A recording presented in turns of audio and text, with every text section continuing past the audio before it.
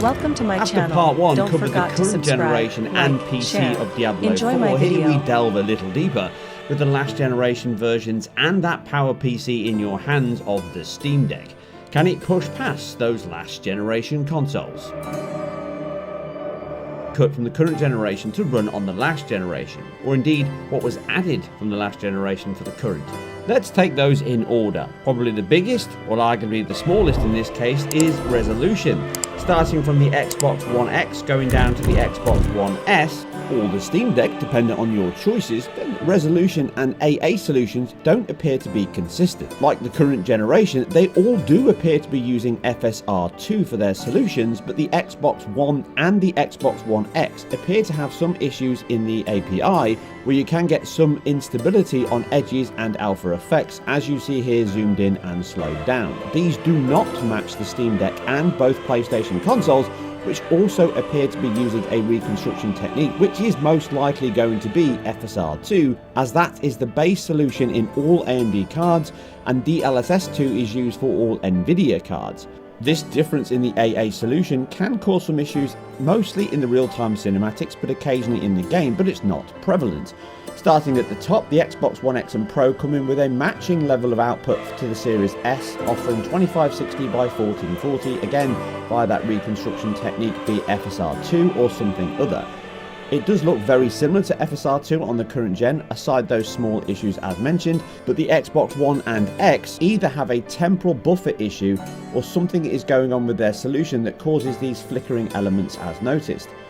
Overall, high contrast edges and foliage are most affected, but generally this leaves the Xbox One X with a slightly inferior image quality compared to the Series S, and even the Pro, which has a more stable image even from that same 847p output. Again, with these reconstruction techniques, the higher the base resolution, the better the image quality is, up to a point at least.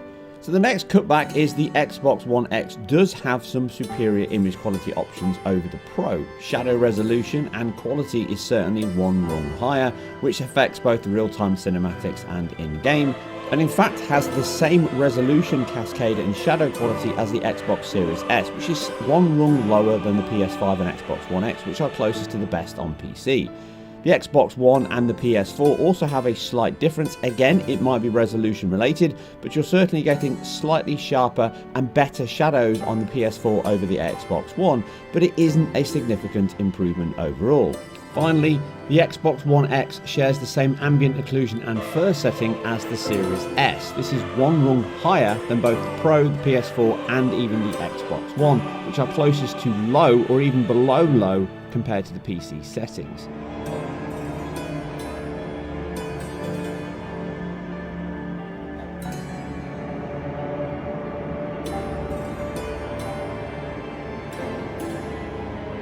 This can affect some image quality overall in the title, and it can be a significant difference going from the PlayStation 5 to the Xbox One, as you see here.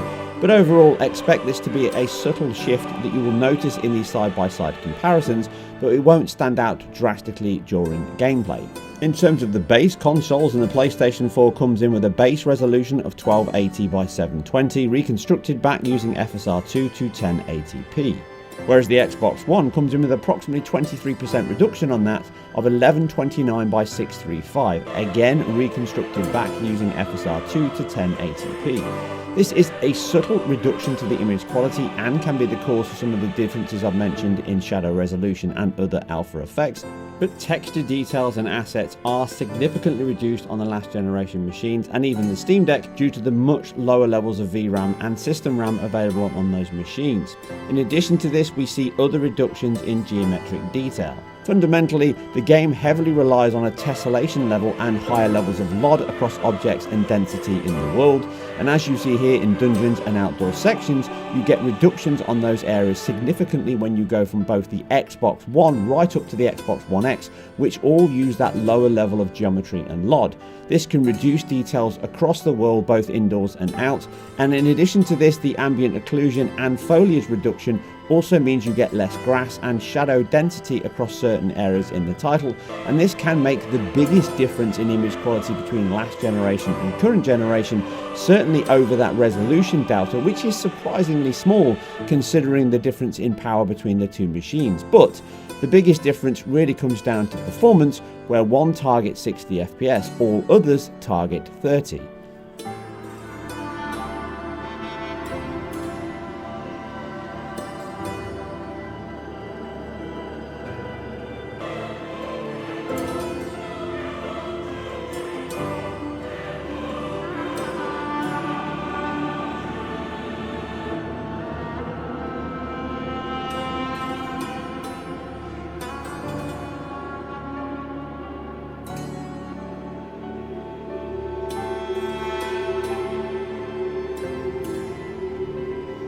So, starting with the base consoles and the PlayStation 4 and the Xbox One, they are similar in terms of performance, and in most smaller sections of combat, internal dungeons, cellars, all of those can target 30 FPS quite well. But you will get judders and stutters in two key areas. One is those real-time cinematics, which can be memory bound often, both on the PS4 and Xbox One. As it uses a double buffered frame rate, you can see this dropping down to fixed points of 20 FPS. Surprisingly, the PlayStation 4 can actually run worse in these GPU heavy sections. In addition to this, traversing the world, working through the game itself, achieving story missions, and the online connectivity can cause severe judder and stutter on both consoles equally, and this is tied to both the memory management issues I mentioned on the current generation console, and in these denser areas of coffee shad, the CPU impact, because it can become single thread bound at certain points, but also the network connectivity. Constantly syncing your account with the online world with the servers can also cause longer pauses and stutters, which affect these older consoles more. You can see these longer pauses here causing huge stutters of a second or more, even on the Xbox One, but it seems to affect the PS4 and the Pro more, which might be related to the API and network connectivity. I've tried turning on and off cross-platform play, but it doesn't appear to improve the issue. Overall, do expect some severe judders and stutters in both the PlayStation 4 and the Xbox One consoles, but you can get longer issues on the PS4, as you see here. Syncing to servers, just opening doors can cause 17 to 20 second delays, and then you're literally whipped back into place where the online syncing server thought you were at the time. This can cause old-fashioned rubber banding across all consoles. Again, PlayStation is affected the most, and this can affect your gameplay throughout. Because the game is locked to an online server connection even in single player, this can't be mitigated, and therefore it means that the older generation consoles with their slower CPUs, memory bandwidth, hard drives and online network connectivity can affect these consoles far more than it does in the current generation and PC market. It does perform significantly better than the previous Diablo 3 on its PS3 and Xbox 360 consoles, with tearing and performance issues throughout, but do expect judder and stutter in real-time cinematics, and certainly in the online connected world, which can affect performance on these older generation consoles due to their weaker and far older hardware underneath. Moving into the more powerful consoles in the PS4 Pro and the Xbox One X, then things are significantly better. One of those areas is improved memory speeds, most likely the improved CPU speed, and therefore the faster processing of network data to results on screen. Yes, they can still drop frames in both the real-time cinematics and in gameplay, and you'll still get rubber banding and some judders and longer pauses when the game can stutter and judder through heavier areas such as Coffee Shad and other cities later on in the title. But fundamentally, you're getting a much better experience and a much closer lock to that 30 FPS target they all achieve, or at least they all aim for. The Pro and the Xbox One X again share similarities in performance, with the Xbox One X unsurprisingly being better, but I did note some reductions in alpha effects on the Xbox One X which aren't present on the PS4, and therefore it's pushing slightly higher bandwidth levels. But I have counted approximately 10 updates across all consoles and PC since the game launched, and they are patching and updating some of the issues I mentioned in my current generation review. Notably, the reduction or removal of some of those very intensive shadow casting dynamic light sources, which could randomly be on or off based on the PS5 having worse settings than the Xbox One and vice versa, but they seem to have tidied these up now, and it is an optimization level trying to improve performance and now you're seeing lights reduced on PS4 and PS4 Pro, which used to be present, and the same on the Xbox One X and Xbox One. This is likely optimization work, which the game appeared to still be in that stage, and some may say they've been overzealous both from the PlayStation 5 down in terms of their resolution and settings, but that is the better option for a stable and more consistent presentation rather than trying to hand tune on a hardware by hardware basis, and reinforces why dynamic resolution systems are so good. Likely we'll see more patches for the foreseeable future, certainly with an online based title like this, and I do expect potentially unlocked frame rates to those real-time cinematics as we saw on the PC post-release. Ultimately, the Xbox One X is the better of the last generation versions, down to the fact it has the higher level of graphical settings and the more consistent and stable performance. The Pro is a close second and can improve on image quality slightly as mentioned, but overall network connectivity issues probably present the biggest issues between the platforms, and here the Xbox is the better platform, although there could be another solution closer to hand.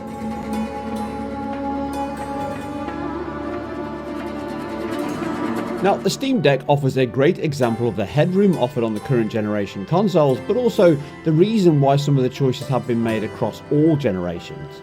First is the option of a native T88 output or a reconstructed output via FSR2. As here we can see a slightly better image quality using FSR2 output than the native 900p output, largely due to the adaptive sharpening pass in FSR2.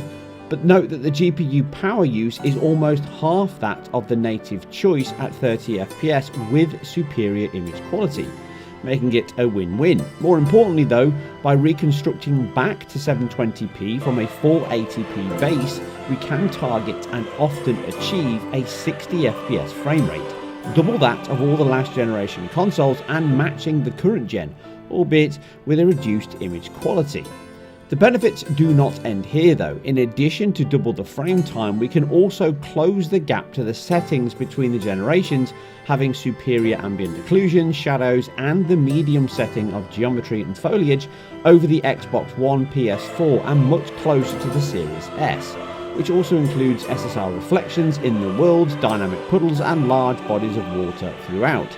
In fact, from a visual and options perspective, the Steam Deck is significantly better than all last generation consoles, aside one area which is hard to ignore: textures and materials. Simply put, due to the lower bandwidth at 88GB even compared to the PlayStation 4, and only 6GB of VRAM shared across its total 16GB of LPDDR5 RAM, we can see delays on texture loading to the highest MIPS, as you see on screen. It has reduced textures over the current generation, 80GB versus 48GB installs. You can download the high resolution pack to match this, but it's a waste on this machine as it doesn't have sufficient VRAM to utilise these anyway. And many engines allocate higher MIPS based on the output resolution, with the Steam Deck topping out at 1440p using FSR2 performance at best. So it is an option, and we have the choice of performance versus pixels, which is the perfect balance. Almost.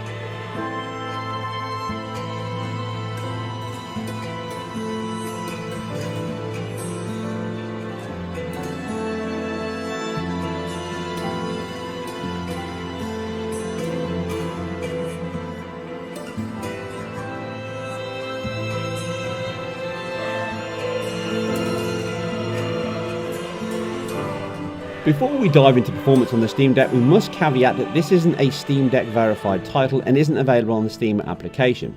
This is running under a higher level of Wine or Proton GE, using that Linux-based Steam OS to emulate a Windows app via abstraction. Not for this video, but a Steam verified and updated version would run significantly better both in GPU, CPU and memory allocation than what we're seeing in this video, which is effectively a high level of abstraction. So with all that said, the performance at 60 FPS unsurprisingly can be heavily bound by CPU impact. The title, just like it is on current generation and PC, can become single thread bound in the heavier cities, which is worse here on the Steam Deck targeting 60 FPS, but any decent desktop CPU of the last 5 to 6 years or so will still run this title way above 60 FPS with no issues, as I covered in the previous video on my Zen 2700, which can hit 120 FPS without any issues even in the denser cities, although that's the only place where it can become CPU limited.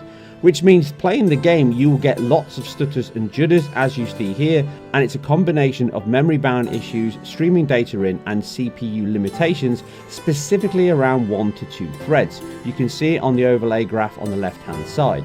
This means you will get performance hiccups at 60 FPS, and it can then judder up to 600 milliseconds, which is related to the online connectivity server sync and all the other areas from CPU memory I've just covered on the last generation consoles.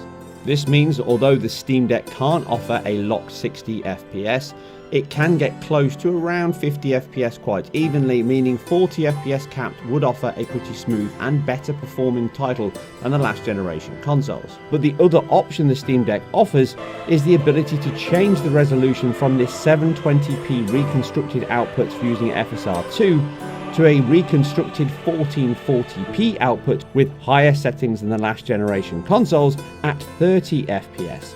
This will present image quality much closer to what the PS4 Pro and the Xbox One X and even the Series S offer, albeit at sub 30 FPS at certain points during those real-time cinematics, and the caveat of inconsistent performance in those denser cities, which either drop frames or show inconsistent frame pacing, which can feel equally as bad. Meaning it isn't a locked 30 or a locked 60, but you can get somewhere in between.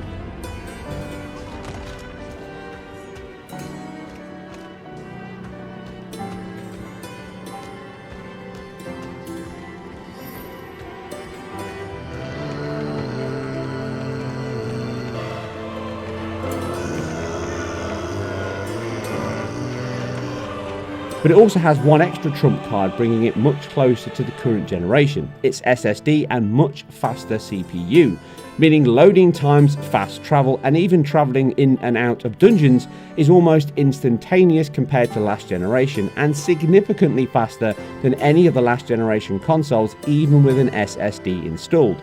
As you see here, compared to the current generation's best in the Series X and last generation, it's around 4 seconds slower than the Series X and around 16 seconds faster than the Xbox One. A significant improvement, and this is the same for fast travel, which is much faster than the last generation, and going in and out of dungeons and tombs can all be significantly faster to almost instantaneous, where there are small loading sections on the last generation consoles. And in fact, the Series X is significantly faster, as is the PlayStation 5 and Series S, being able to travel to 3 separate locations in the same time as the Xbox One can travel to coffee shop, showing you how fast and impactful the SSD and CPUs are on these machines with this newer title.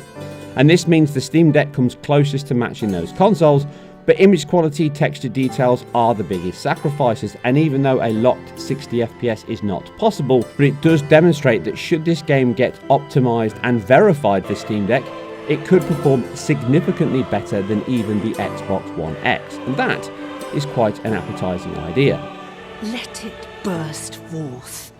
To wrap up, the last generation versions are really the true versions of Diablo 4, being in development long before the PlayStation 5 and Series X was out in the wild, and certainly with developers, they would have built this around the hardware specifications of the last generation. And that means you get a great performing title, but it is improved and enhanced because it is a cross-generation title on the current generation consoles, rather than being significantly different. And this gives the Steam Deck an advantage in its performance and outputs, which we see in the results. And it is still an excellent way to play it, even if it's not verified by Valve.